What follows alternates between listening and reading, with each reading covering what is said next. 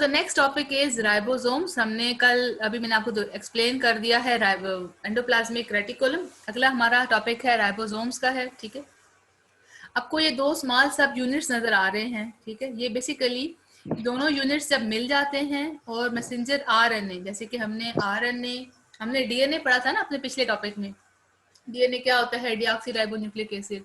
तो जो आरएनए होता है दैट इज राइबोक्सी न्यूक्लिक एसिड। ठीक है, और उसमें हमारे जेनेटिक इंफॉर्मेशन होता है, जेनेटिक कोड्स होते हैं, and they are made up of 4 different nucleotides. हमने पढ़े थे एडनिन, ग्वानिन, साइटोसिन, थायमिन। तो उसमें थायमिन की जगह यूरासिल होता है। तो इसी तरीके से आरएनए की ना 3 टाइप्स होती हैं।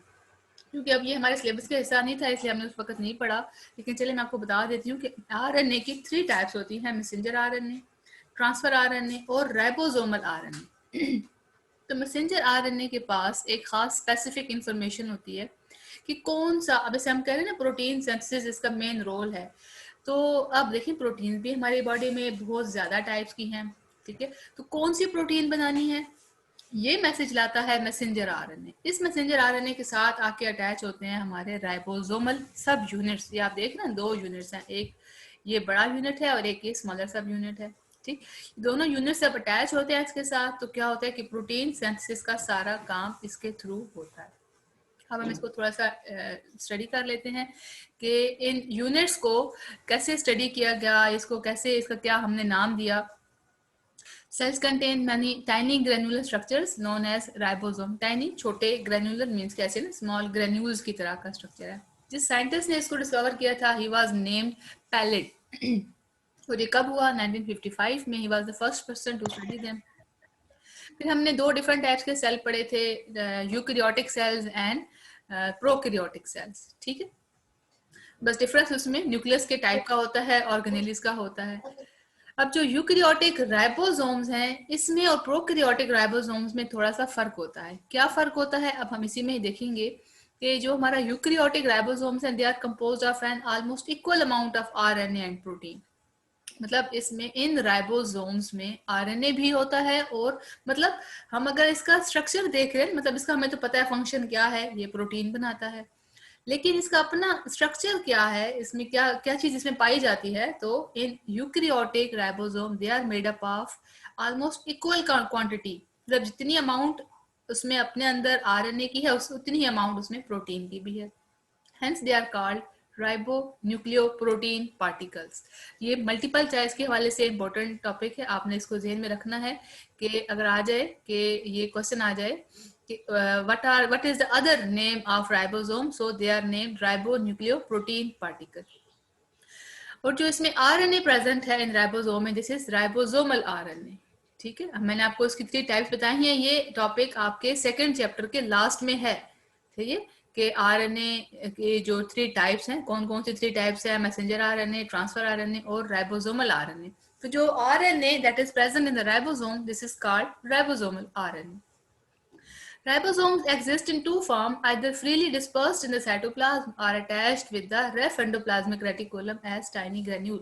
ये तो आपने पीछे देख लिया ना कि वो एंडोप्लाज्मिक रेटिकुलम के साथ अटैच था, जिसकी वजह से वो रफ एंडोप्लाज्मिक रेटिकुलम हमने उसको नाम दे दिया। तो कहते हैं कि जरूरी नहीं है कि वो उसी में अटैच फॉर्म में ही हो, वो उसमें फ्रीली डिस्पर्स फॉर्म में भी हो सकता है।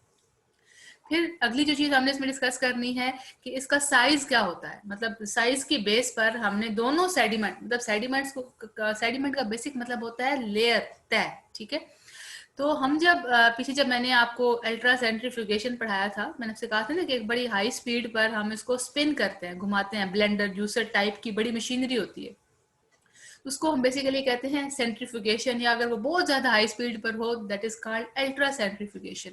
तो वो हम इसीलिए करते होते हैं ना कि तमाम चीजों को उसकी बेसिक साइज की, वेट की और या वेट की बेस पर हम सेपरेट कर सकें। ठीक, तो इसको भी हम जब राइबोसोम को भी हम जब इस तरह सेंट्रीफ्यूगेशन में सेंट्रीफ्यूज करते हैं तो उसकी 2 लेयर्स बन जाती हैं।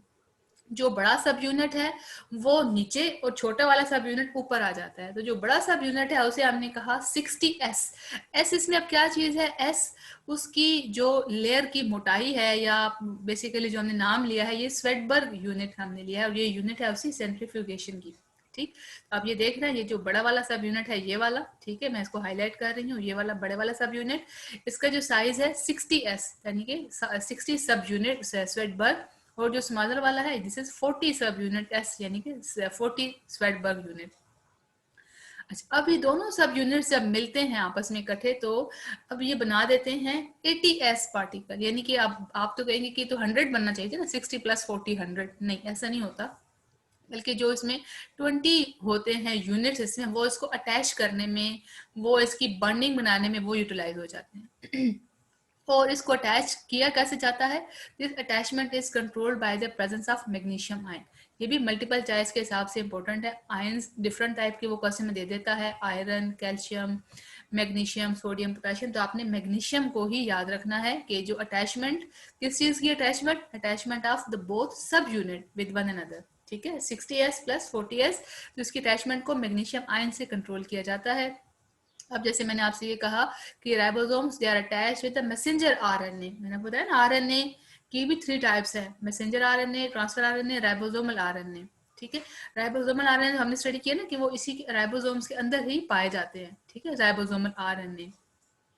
फिर उसके बाद ये जो दोनों यूनिट्स हैं, smaller and large and smaller सब यूनिट्स, ये दोनों अटैच होते हैं with messenger RNA through small ribosomal सब यूनिट। ये देख रहे हैं आप, अब ये दरमियान में एक धागा नुमा चीज आपको नजर आ रही है, ये यानी कि दोनों यूनिट्स इसके साथ अटैच हो रहे हैं। और अब जब ये पूरा ये जो अटैच हो गया, ठीक है, आप देख रहे हैं मल्टीपल नंबर इसमें, ये भी यहाँ पर ये भी अटैच है, ये भी अटैच है, ये भी अटैच है, तो ये a group of ribosomes when attached to the messenger RNA is known as polysome. ये बड़ा इंपॉर्टेंट क्वेश्चन है एग्जाम पॉइंट ऑफ व्यू से।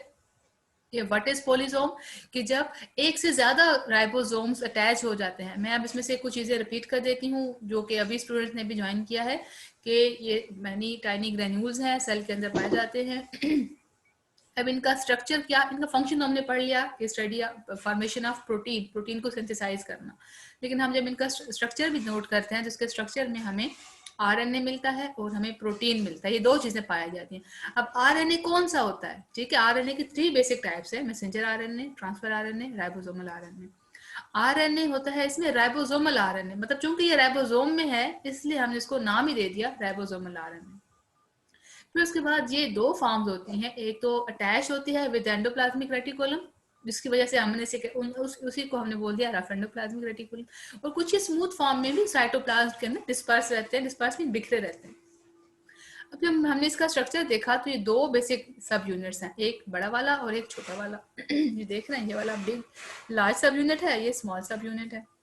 तो लार्ज सब यूनिट का साइज होता है दैट इज 60s, स्मॉलर वाले का होता है 40s। एस क्या चीज है, एस यूनिट है, सेंट्रीफ्यूगेशन में हम इसको स्टडी करते हैं, और एस निकला है स्वेटबर्ग यूनिट, मतलब ये यूनिट है, इकाई है सेंट्रीफ्यूगेशन में। तो ये जब दोनों मिल जाते हैं, किस चीज से मिलते हैं, मैसेंजर आरएनए से मिलते हैं, तो हम जब 1 से ज्यादा, ठीक है, मोर देन 1 राइबोसोम अटैच हो जाते हैं with messenger RNA, then it is called polysome. ये वाला आप जो स्ट्रक्चर है, ये वाला पूरा पोलिसोम का स्ट्रक्चर है, ठीक है। अब आप देख रहे हैं कि यहाँ से ये जुड़ गए दोनों एक से ज्यादा राइबोसोम अटैच है, ये भी देखिए राइबोसोम अटैच्ड है, ये भी। तो देख रहे हैं यहाँ से ये प्रोटीन की, देख रहे हैं आप, ये फाइब्रस प्रोटीन निकल रही है, देखिए कंप्लीटेड पॉलीपेप्टाइड, पॉलीपेप्टाइड प्रोटीन ही होती है ना, ठीक है। जब एक अमीनो एसिड्स मिल जाते हैं with the help of peptide bond, तो ये पॉलीपेप्टाइड, और लार्ज पॉलीपेप्टाइड चेन्स होती हैं, they are protein in nature. अच्छा, फिर अगली बात जो कहता है कि new ribosomes are assembled in nucleolus of the nucleus from where they are transported to the cytoplasm via the pores in nuclear membrane. अच्छा, अब इनकी सिंथेसिस का भी हम देखने जा रहे हैं कि राइबोसोम्स बनते कहाँ पर हैं। राइबोसोम्स बनते हमारे न्यूक्लियस के अंदर हैं, ठीक है।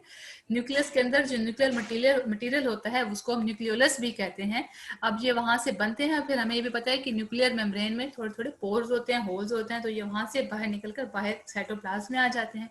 तो factory of ribosome is nucleolus, यानी कि राइबोसोम की जो फॉर्मेशन प्लेस है, जो यहाँ जिस जगह पर ये बनता है, ये न्यूक्लियोलस में राइबोसोम बनते हैं। While that of protein synthesis is ribosome, यानी कि प्रोटीन की सिंथेसिस राइबोसोम्स में हो रही होती है, और राइबोसोम्स की सिंथेसिस कहाँ पे हो रही होती है, न्यूक्लियोलस में। क्लियर है ये बात सबके लिए?